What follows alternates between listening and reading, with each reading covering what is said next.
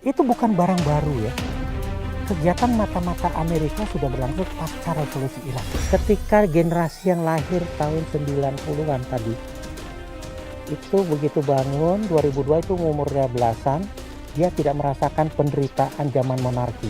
Orang Amerika nabrak warga Iran itu seperti nabrak ayam, nabrak kucing, tabrak aja tinggal.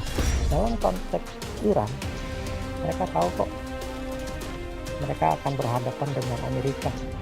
Ya siapa yang bisa dipercaya dalam konteks geopolitik oleh Iran yang mampu membantu mengimbangi ya Cina dan Rusia. Saya di mana-mana saya bilang Indonesia tidak bisa apa-apa. Itu.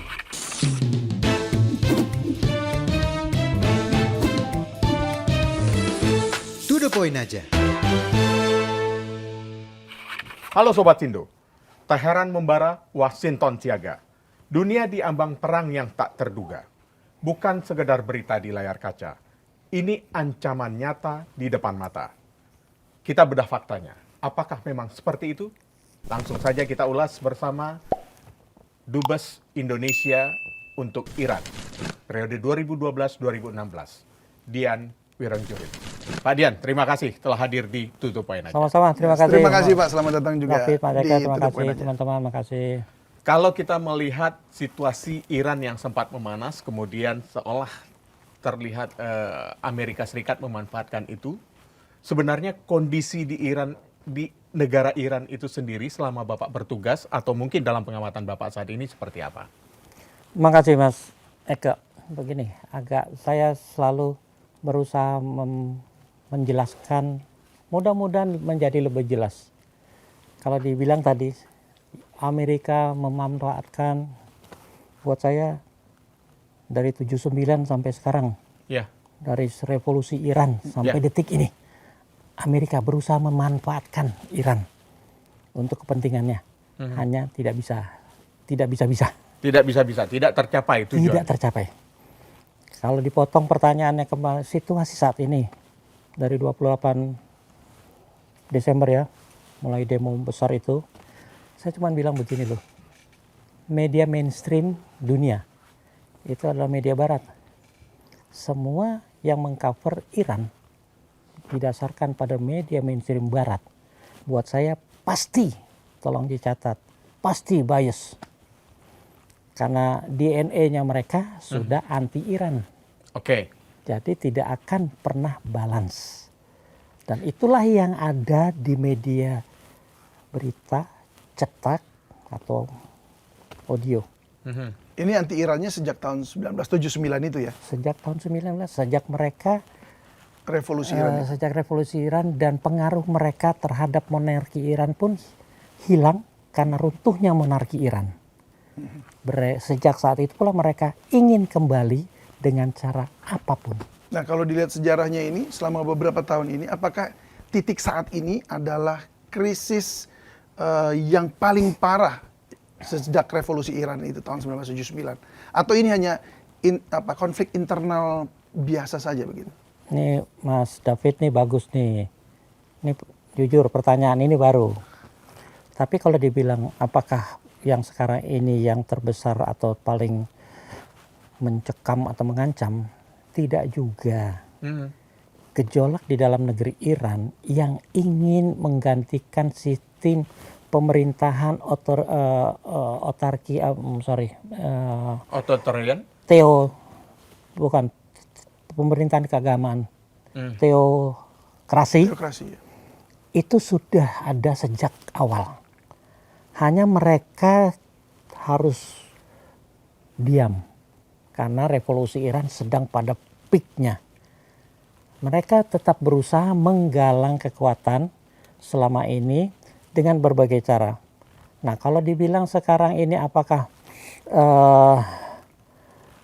puncak dari segala upaya mereka? Mungkin. Karena apa? Karena peran media yang dimanfaatkan maksimal oleh mereka. Zaman dulu berita hanya ada radio atau TV secara terbatas. Sekarang media sosial meluas di mana-mana sampai siapapun ketik Iran pasti keluar berita mainstream. Betul. Itulah yang memperparah seakan-akan keadaan demo ini adalah yang terbesar. Relatif dalam konteks sekarang ya mungkin terbesar dari segi jumlah. Tapi dulu ketika ada pergolakan yang 1000 pun waktu itu besar. 1000 peserta demo. Karena tidak ada yang memberitakan, cuma ada di Iran ada demo. Seakan-akan demo itu baru pertama kali itu waktu itu. Ya. Kalau dari sisi dampaknya gimana? Maksudnya Nah. ini kan karena dari ada ini juga official Iran juga yang menyatakan ada 5.000 orang tewas gitu di dalam demonstrasi itu. Saya jawab itu dulu, nanti saya kembali ya ke yang pertama. 5.000. Ketika saya harus panggil Donald Trump atau Paman Trump nih. Paman Donald, saya di mana-mana pakai Paman Donald. Ketika Trump bilang, rezim yang sekarang represif. Kalau mereka melakukan tindakan represif terhadap demo, saya akan masuk. Betul. Diklarifikasi. Itu ancamannya. Maksudnya apa? Kalau ada demo sampai tewas, saya akan masuk. Amerika akan masuk. Kalau dikatakan 5.000 tewas, kok nggak masuk-masuk, Mas? Artinya apa? Mungkin 5.000-nya belum tentu 5.000. Makanya saya bilang tadi. Ada yang bilang, bahkan udah ada yang bilang 12.000, Mas. Lalu bilang nggak masuk akal lagi. 12.000 itu kira-kira kalau disorot itu kan nggak mungkin 12.000 nggak kelihatan. Di cara apapun, ketika di internet di embargo, di boykot yang 2 hari itu, kan tetap orang bisa merekam kalau memang ada yang 2 atau 5.000 tadi tuh. Rumah sakit kek, kemudian sekarang internet sudah normal, kan bisa disiarkan bahwa korban. Pernah ada? Tidak ada. Kalau benar 5.000, apalagi 12.000. Kalau ada korban, iya. Di kita yang nggak ada krisis, nggak ada ancaman juga korban ada gitu kan ya. Iya. Apalagi di sana. Yang kalau mau dibilang campur tangan, ya jelas campur tangan itu ada. Kita bisa cerita butir itu. Tapi maksudnya begini. Bagaimana mungkin saya di sana 4 tahun dan saya tukang belusukan ya. Teheran itu atau Iran punya sistem yang bagus dalam soal TPU, tempat pemakaman umum. Di setiap kota hanya ada 1 TPU. Nah di Iran itu yang berapa juta sekarang? 7 juta, 6 juta, 7 juta, 8 juta. 1 TPU. Yaitu di pinggir Teheran yang luas sekali sampai kapanpun. Sudah mereka perhitungkan. Ya kalau 5.000 mati masa TPU-nya nggak kelihatan ada pembunuhan penguburan massal gitu loh. Kan keluarganya tahu kan ada video yang dilihat jenazah berapa puluh itu kan keluarganya pasti memakamkan. Itu pasti dimakam itu gitu loh. Tapi kan nggak ada berita atau apalagi video yang menyatakan bahwa pemakaman massal kan nggak ada tuh. Karena pemakaman cuma 1. Nah itu saja sudah membuat saya tidak masuk akal gitu. Tapi korban pasti ada. Ya. Nah tadi disinggung, maaf yang sebelumnya apa nih? Konflik internal. Ini hanya konflik internal saja. Konflik internal. Mas Eke, Mas David, marilah kita tidak naif terhadap kata konflik internal. Indonesia aman tentram nggak? Aman tentram dong, ya kan? Betul. Ada konflik nggak? Konflik banyak. Ya nggak? Nah, seberapa jauh konflik itu diprovok untuk menjadi sebuah Semakin konflik terbuka? Itulah yang terjadi dengan demo-demo kan di kita. Ya. Ya dimanapun seperti itu polanya. Bahkan sama. di Iran pun juga demonstrasi juga terjadi. Wah, dan tadi besar. Tapi ya diprovok. Ada yang memprovok. Siapa yang memprovok? Orang dugaannya agen-agen Israel, agen-agen Amerika. Saya bilang tidak salah maksudnya. Ya benar sekali gitu loh. Itu bukan barang baru ya. Kegiatan mata-mata Amerika sudah berlangsung pasca revolusi Iran. Melalui agen-agennya yang masih tersisa. Nah agen-agennya itulah jumlah yang sangat besar agen-agennya itu, Pak. Agen-agen tidak ada yang pernah tahu jumlahnya. Namanya intelijen. Mas Eka tahu jumlah agen yang disebar waktu demo di Senayan itu? Ya, kita tidak pernah tahu. Tidak pernah tahu. Tapi kalau mereka bisa melakukan satu gerakan yang seakan-akan terkoordinasi atau memiliki komando, itu kan pasti ada seseorang di belakang atau sekelompok di belakang yang mengendalikan itu semua. Di Iran sama, kelompok-kelompok yang anti pemerintah, yang notabene namanya pemerintah Islam Iran, Ya. itu kan banyak. Yang anti Islam, itu pun masih pecah. Yang anti Syiah, yang anti Sunni. negara teokrasi tadi, Teokrasi. yang anti ideologi. Karena di antara kelompok oposisi masih ada yang lumayan kuat yang namanya Mujahidin Khalq tuh, MEK. Itu udah dilarang. Tapi tetap punya pendukung, punya simpatisan. Tokohnya sendiri ditahan atau Ada, terdata, semua terdata. artinya dalam tahanan atau dia Banyak yang ditahan. Banyak yang ditahan. Tapi kan seperti di kita juga, bandar narkobanya di dalam, tapi kan agennya di luar banyak tuh. Ya kan? Sama lah seperti itu. Motif kriminal seperti itulah. Sama. Nah, ketika menghadapi rezim yang katanya represif, yang teokrasi ini, mereka kelihatan bersatu. Tapi apakah ini logika rasional saja? Kalau katakan benar jatuh rezim ganti, apakah mereka siap dengan penggantinya? Mereka akan ribut sendiri, Mas. Dan seperti ini kan banyak nih. Coba lihat di Suriah, si Assad jatuh sampai sekarang belum terbentuk pemerintahan yang resmi kan. Di mana Irak lama tuh, di Taliban, Afghanistan. Tapi ini katanya Pahlavi lagi didorong untuk kembali. Pahlavi didorong dan diberitakan oleh media mainstream Barat. Di Iran sendiri tidak populer, Pak. Oke. Kenapa?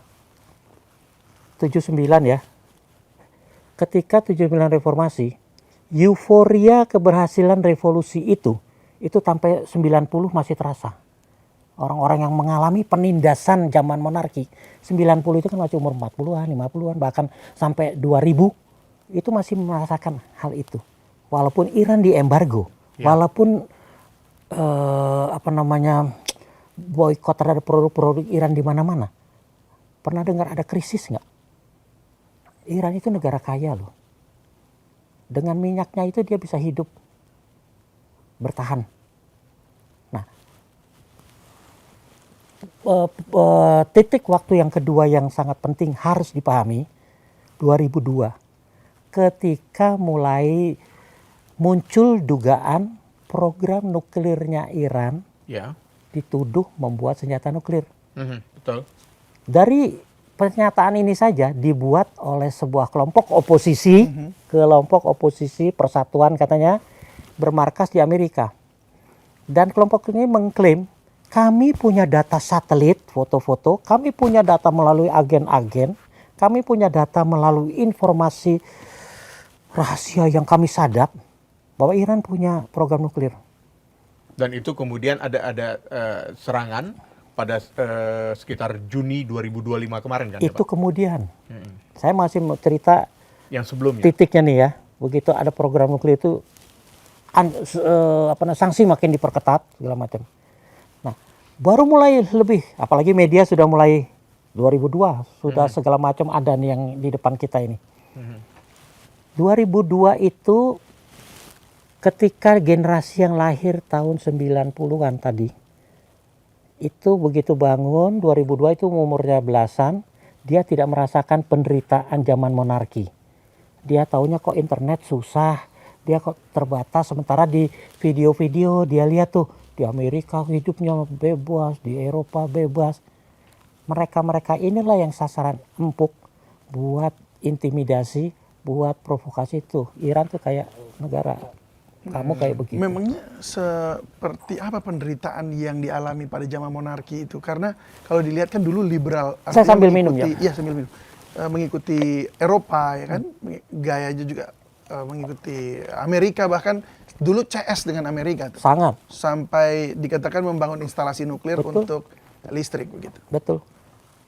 Kalau dibilang kenapa mereka tidak merasakan penderitaan, generasi yang muda ini, mereka taunya kok sekarang kita nggak bisa nonton video, nggak bisa bepergian. Kalau mau dilihat nyata sejarah, kedekatan Amerika dengan monarki waktu itu melebihi kedekatan Amerika dengan monarki Eropa. Karena di Eropa tidak ada apa-apa. Di sini ada minyak, ada gas. Jadi sangat erat. Orang Amerika nabrak warga Iran itu seperti nabrak ayam, nabrak kucing. Tabrak aja tinggal. Jangankan diplomat, kalau diplomat bisa punya imunitas. Warga biasa, katakan bisnis urusan minyak, nabrak, itu ditinggal begitu saja. Itu yang terlihat nyata oleh rakyat Iran. Dulu pernah zamannya Iran ada namanya Safak, pasukan rahasianya Pahlavi. Ya kalau kita zaman dulu lah, apalah Komkamtib apa-apa yang gitu-gitu yang kemana-mana, yang udah jangan ngomong, jangan apa, hilang gitu loh. Nah, yang generasi sekarang itu tidak pernah tahu, tidak pernah merasakan bahwa dulu itu ada yang namanya Safak. Yang ada sekarang, kita perempuan harus pakai hijab, dulu enggak gitu kan? Ya. Laki-laki juga ya nggak bisa sebarat acara apa pakai celana pendek kata apa juga kan di Iran mana jarang kita lihat orang laki-laki, seakan-akan terbatas. Padahal di butir itu saja kalau mau lihat hijabnya, maaf ya yang perempuan, hijabnya Iran itu selendang. Oke, bukan hijab yang yang tertutup. Yang pakai niqab yang tertutup. Memang ada. Ya itu kan Burka, pilihan. burka. Itu kan pilihan. Ya. Terutama orang-orang tua, terutama di daerah selatan tadi, yang pengaruh dari seberang sana kuat, itu banyak yang masih itu. Tapi di Iran itu perempuan bebas kemana saja, itu rasanya dari dulu bebas. Supir taksi, saya tukang ngeluyuran makanya saya udah nyobain apa aja. Supir perempuan tuh banyak. Perempuan jogging jam 12 malam di taman. Iran salah satu negara yang tamannya paling banyak ya, tolong diingat tuh. Jadi di tamannya dia tolong jangan bayangin taman kita. Sana teratur, tempat jogging ada, tempat gymnya ada yang publik. Free itu. yang publik punya ya. Free. Itu jam 12 malam lampu nyala. Listrik melimpah, energi melimpah. Makanya tengah malam nyala semua tuh. Perempuan lari tenang-tenang tuh. Tanpa ada rasa ketakutan, mungkin di beberapa negara Arab lainnya malah menjadi ancaman bagi perempuan. Jangankan negara Arab. Di negara kita ada ibu-ibu pulang kerja malam ditahan sama polisi syariah Tangerang tuh, ingat nggak kasusnya? Ya. Di sana, tolong, pemerkosaan, pelecehan seksual, hukumannya berat, perkosaan mati, hukumannya. Kata siapa? Saya yang menyaksikan. Seorang wanita Indonesia diperkosa 4 orang. Di Iran? Di Iran. Alhamdulillah bisa diselamatkan, datang kami lindungi. Kita minta polisi kejar, ketangkep 4 orang. Pelakunya ketangkep? Pelakunya ketangkep. Apa hukumannya? Mati. 4-4-nya. 4-4-nya. Artinya sangat tegas sekali hukuman. Nah tapi ceritanya nggak berhenti di situ. Ya. Perlu pembuktian, Ya, perlu saksi, perlu rekonstruksi peristiwa, butuh waktu. Tapi sudah pasti mereka sudah mengakui. Proses itu panjang, akhirnya lebih dari 6 bulan sampai vonis. Tapi ketika bulan ketiga mau keempat, si korban ini anak Tegal nih, itu Pak boleh nggak saya pulang Pak, saya udah capek, karena kita tampung sementara kan di rumah-rumah kita atau di kantor gitu loh. Di kantor kita punya tempat di bawah buat nampung teman-teman yang butuh. Saya udah capek, keluarga saya kangen. Saya tanya pengadilan Iran, boleh nggak dia pulang? Oh boleh, tapi harus ada walinya, ada yang menggantikan. Kita rapat, teman bilang, oh Pak yang bagian konsuler aja Pak yang nangani masalah-masalah gini. Karena di mana-mana di dunia kalau ada seperti itu yang ditugaskan diplomat junior urusan konsuler. Di Iran saya bilang saya yang mewakili dia. Jadi baru pertama kali silakan cek seorang diplomat ikutin pengadilan, apa dia duta besar ya, ngikutin pengadilan saya, gitu. Hukuman mati. Tapi sebelum dia pulang nih, ini kan proses. Jadi waktu dia pulang saya menghadiri sidang, disetujui oleh pengadilan. Walaupun mereka bilang, waduh nggak perlu ambasador lah, nggak enak ambasador kan. Nggak, saya mau ikutin, saya mau tahu prosesnya terbuka nggak. Sebelum dia pulang, korban pulang, saya tanya, kamu mau mereka dihukum mati tetap? Dia punya pertimbangan. Nggak usah lah Pak Duta Besar, mereka juga masih muda-muda. Ada satu yang tua, apalagi yang tua juga. Nggak usah hukuman mati. Oke, maunya kamu berapa? Ya 10 tahun, 15 sudah cukup buat saya.